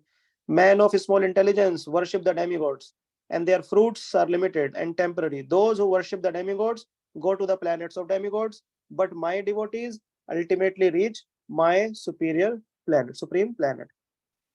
So that is the ultimate benefit devotees get. They go back home, back to Godhead, out of this birth, death, old age, and disease. Avyaktam vyakti mapannam manyante mama buddhaya param bhava bhajananto mam avyayam manuttamam. Unintelligent men who do not know me perfectly think that the Supreme Personality of Godhead, Krishna, was impersonal before, and have now assumed this personality due to their small intelligence, knowledge. They do not know my higher nature, which is imperishable and supreme. Some people, I was talking to one person last year, and he was saying that Krishna came from impersonal. He was saying that, Krishna, he was also like a small boy, like we were a small boy a few years back. Then he also became young, and then he also was old, and then he went back home. Then he merged into the impersonal light. So Krishna is actually giving here is saying that the is unintelligent. He's saying that unintelligent person, they think I was impersonal, and now I am personal, and I will become impersonal again. Krishna is saying that such people are actually unintelligent. Why? Because they don't know my imperishable and supreme nature. They think I am impersonal. I took the personal form, and then I will become impersonal again. So actually, these people are called Mayavadis. They are impersonalist. They don't believe in the personal form of the Lord. So now comes the knowledge of absolute. So we'll see how we can determine our bhakti, or who Krishna says who is my devotee.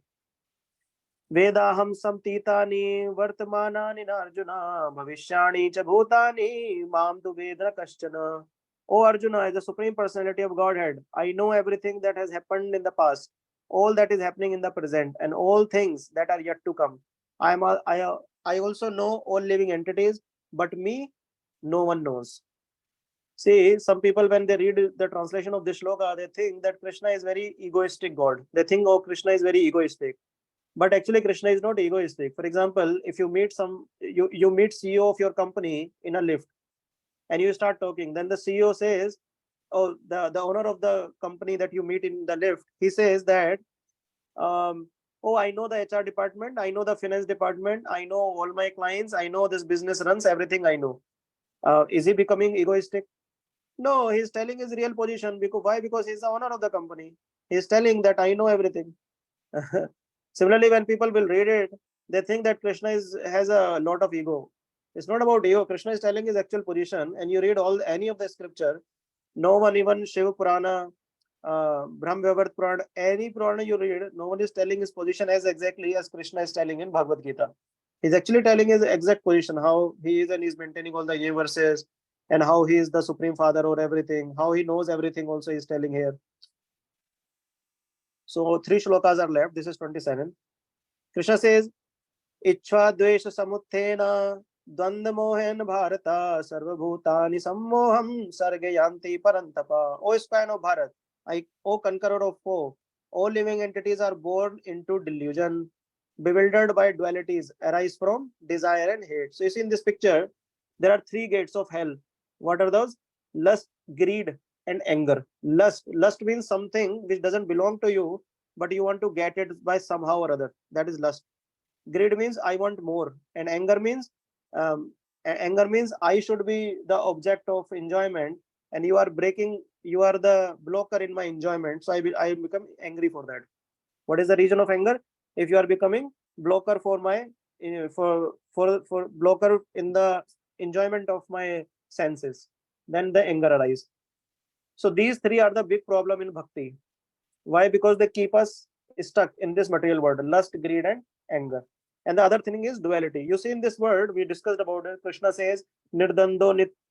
Krishna talks to Arjuna. He says, Nirdando Nitya Satvasto Niryog Chem Atmavan. Nirdvando means get out of this duality. In this word, you see summer, winter, happiness, distress. These are all the part of duality. Like you are driving car on the road. Let's say you are on 75 km per hour. You are driving. Okay, and there is a car next to you. That car is also running on 75 km per hour.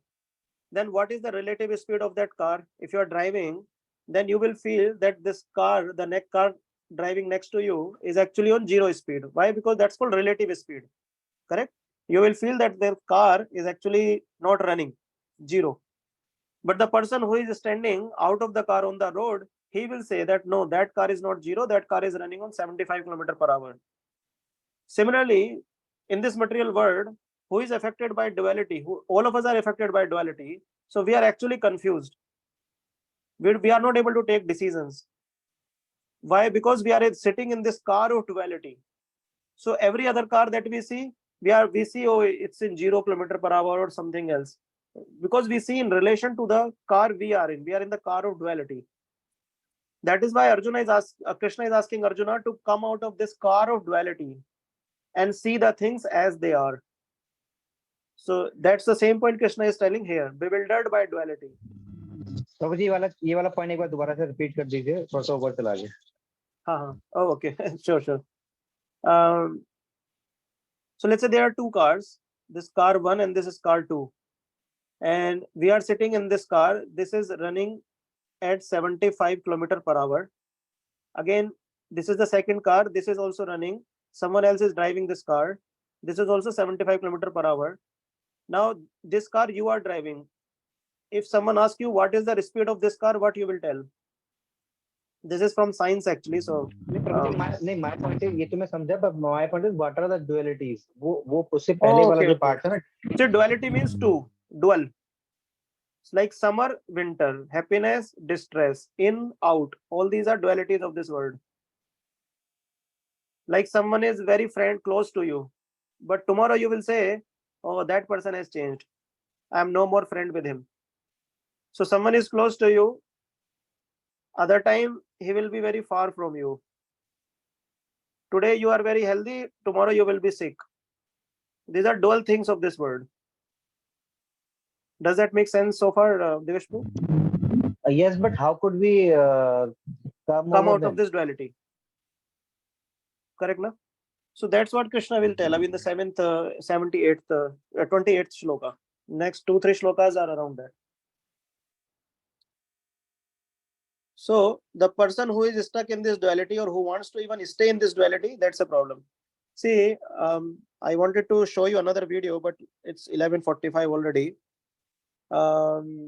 It's a small story video on duality. Probably in the next class, Neha Mataji, if you can remind me, I will show that video again. So that's on duality actually. It's a very nice video. Yeah. That will actually show how the duality works in this world. You know, sometimes we see in this world something happens to us and we think that, oh, this is very bad, this happened very bad to me. But tomorrow, you again, other day, you will realize that, oh, this actually happened to me for good. Why it is happening? Because that's what the nature of this material world is, where we are in. So we should not be bewildered. So duality will always be there in this material world. That's not a problem. Problem is one who is bewildered by this. One who is bewildered by this, uh, that is the living entity that all of us are bewildered by these dualities in this material world. So we have to come out of it. How we come out of it? Let's see. So Krishna is giving this, explaining about how to come out of it. Krishna says, Yesham twantagatam papam jananam punya karmanam te dvanda moha nirmukta bhajante mamadadavrita. Persons who have acted piously in previous birth and in this life, and whose sinful actions are completely eradicated, are freed from the dualities of delusion. Who is freed from the duality? Who is not affected by these dualities of this world? The person whose sinful reactions are completely eradicated.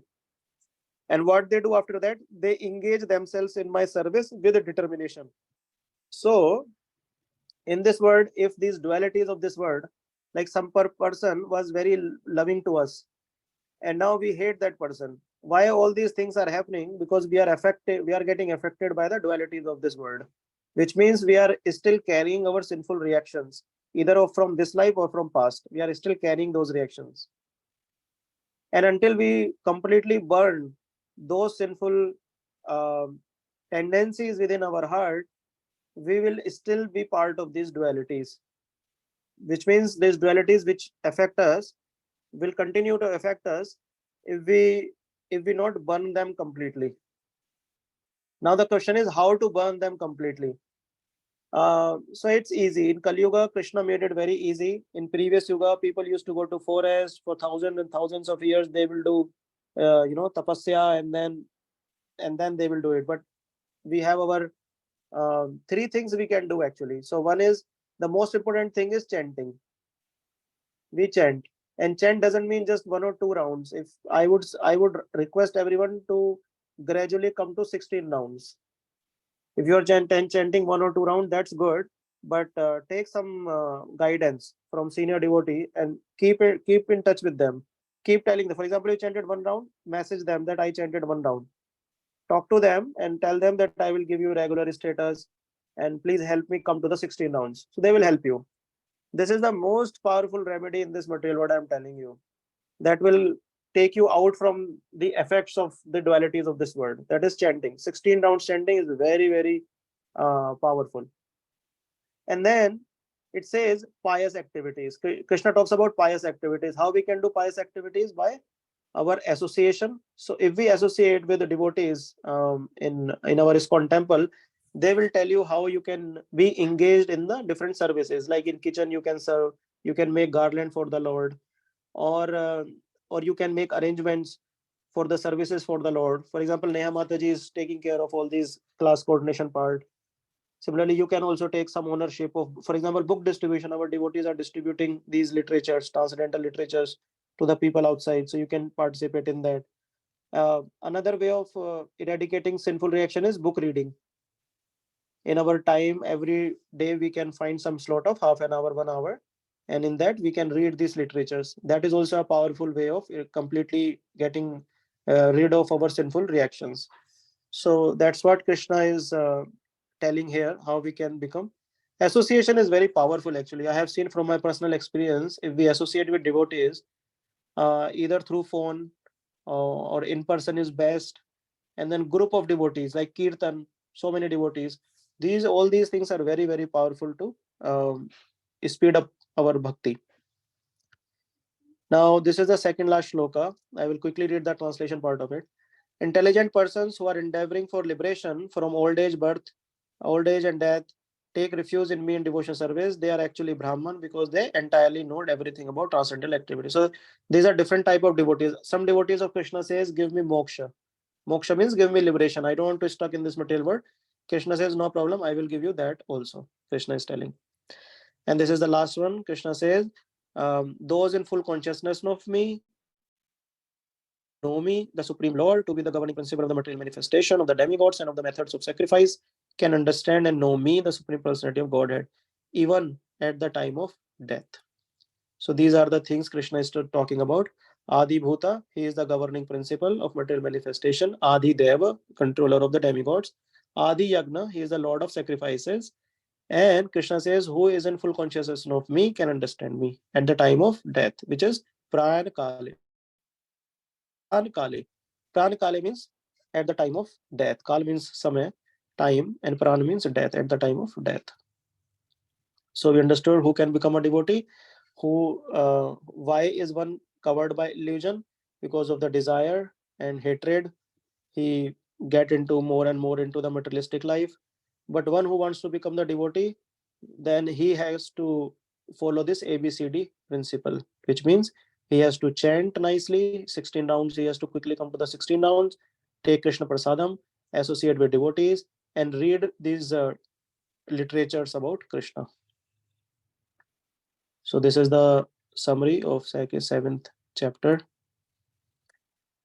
Sorry to take a lot of time today. I took 20 minutes extra. I apologize for that. If there is a question, we can probably one or two question we can take, and then we'll close the class for today.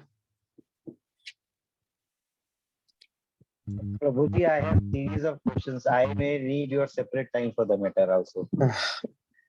Sure. Actually, I've been preparing notes from the lectures, so Okay, sure. it has more inquisitive. You Can I can, ask one or two right now? yeah. Let's see if there is any other question from anyone. So I had one question. Yes, Nemata. Why do we pray to demigods? Like, why do we even have the inclination to pray to demigods? Why? Because when we are born, we don't know about any gods, but then, Yeah. our parents or whatever the association was with the demigods. So Yeah. why does Krishna give you this option of worshipping the demigods? See, Can I give an example? Yeah. you wanna try, Anand? Go ahead. The example is that it may be a little funny, but I wish we all can apply directly to the CEO. But we can only apply it through the channel of human resources, and then the hiring manager, and then the uh, whoever, and then we go level after level, like learning alphabets in nursery, and then we come to PhD. Uh, I think it's the same process here. We get to. I mean, we've done so much of demigods praying that now we have got the channel of praying the Lord Himself. Yeah. Just my thought. I'm sorry. No. So what happens, take this like an example, a spoiled child who says, I cannot serve you, my father. And then the father says, okay, this is your apartment, you live there separately. Now because he's unintelligent, Krishna is talking about, right, in this chapter, we understood, Krishna says that people of small intelligence, they reach out to demigods. So these people who are reaching out to demigods, they are unintelligent. Now, an unintelligent person means they are not reaching out to Krishna directly, because Krishna, as a loving father, will not give them anything which is harmful to them, right? But still, Krishna wants them to come back. Now, there are two things, right? One is that this person immediately needs something because of his sense desire. He's too much. He wants to gratify his senses too much, and Krishna will not give them directly. His loving father, and he in fact give them also, but this person will not accept Krishna. Or in the same example, right, this son is not accepting his supreme father as his father. So Krishna talks to different people. Krishna makes some people in between, so that the person can develop some friendship with those people. Instead of directly developing friendship back with Krishna, he will develop friendship with those people who Krishna himself has, who father himself has assigned. So there is a father, there is a son. In between, let's say 10 people. All these 10 people are actually reporting to the father only. But they will not tell that we are reporting to your father. But they will develop friendship with the son. Why Krishna has done that? Because Krishna wants that son to come back eventually to him. So that way, this person can satisfy his desires also and can eventually come to him also. Though Krishna wants that he directly comes to him, but because he knows that some people are really unintelligent, really very adamant. For example, Hiranyakashipu approached Brahma for whatever he wanted instead of reaching out to Krishna, because he never accepted Krishna as supreme person. He thought, I can also become supreme person. In fact, I am the supreme person, he thought. He reached out to Brahma. Brahma gave him something and he started enjoying. So Hiranyakashipu is one example we can understand, that because of our strong material desires, instead of reaching out to Krishna, we reach out to demigods. Because as soon as you reach out to Krishna means you have to accept the servitorship of Krishna. You have to become servant of Krishna. You cannot become the master of Krishna. But because of our egoistic mentality, if we want to enjoy separately from Krishna, then instead of reaching out to Krishna, we'll reach out to some demigods. Okay, thank you. Does that make sense, Neha Mataji? Yes, it does. Thank you. Thank you. Okay, so we'll stop now. I'm very, very thankful to all of you. We'll start chapter 8 from next class. Thank you all very much. Hare Krishna. Hare Krishna. Hare Krishna. Prabhuji, Hare Krishna. Hare Krishna.